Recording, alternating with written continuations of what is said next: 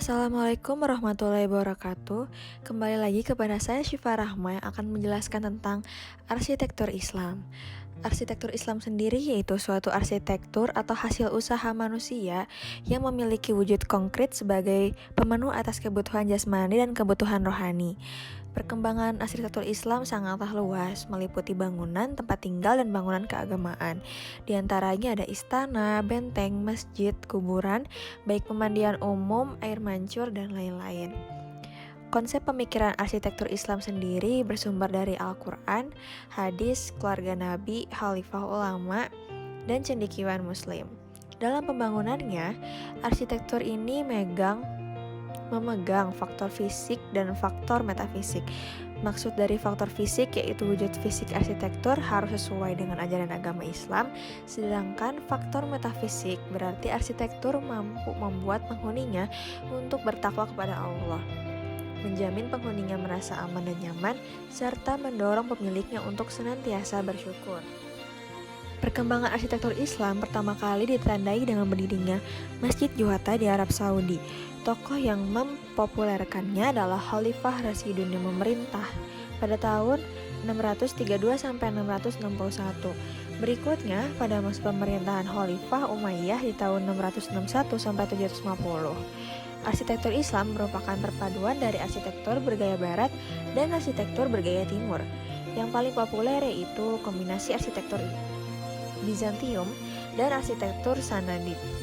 Arsitektur Umayyah ini banyak memainkan cat dinding, mosaik, relief, termasuk ditambahkannya mihrab ke dalam masjid yang seolah-olah kini menjadi standar desain masjid dunia.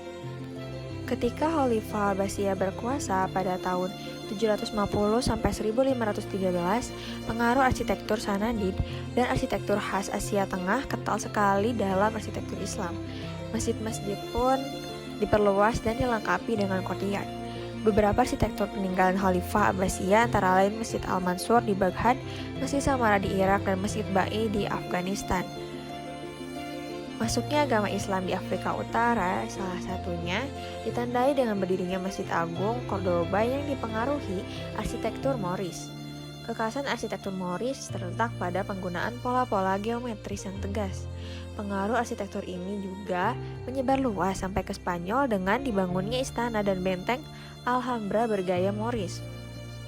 Warna-warna yang tren meliputi emas, merah, dan biru dengan ornamen berbentuk dedaunan.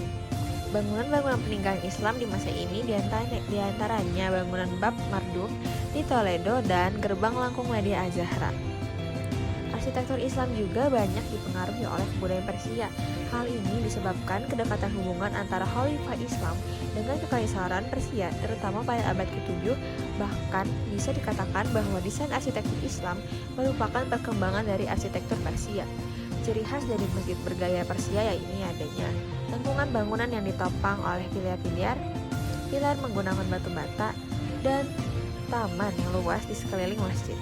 Kebudayaan Hindu sempat mempengaruhi arsitektur Islam di Asia Timur dan Asia Tenggara. Namun, akhirnya pengaruh arsitektur Persia ini mendominasi hampir semua bangunan yang berarsitektur Islam.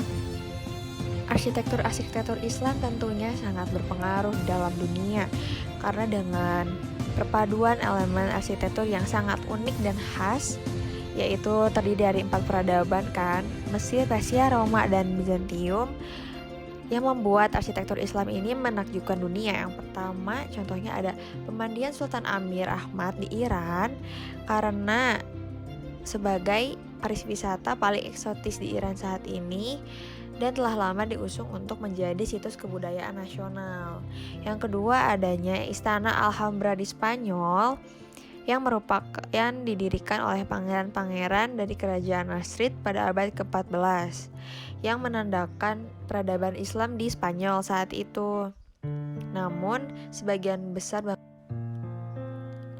bangunannya telah hancur, namun karakter arsitektur Islam yang dimiliki bangunan ini masih terlihat pada bagian benteng, pavilion, dan desain tanah yang sebagian besar didominasi oleh ukiran mukarnas, yaitu stalagmit khas arsitektur Islam.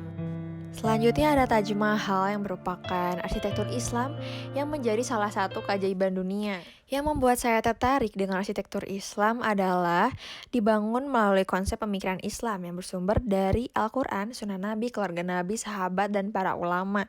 Dan juga terdapat kaidah arsitektur Islam seperti di dalam dan luar bangunan tidak terdapat gambar atau ornamen makhluk hidup secara utuh.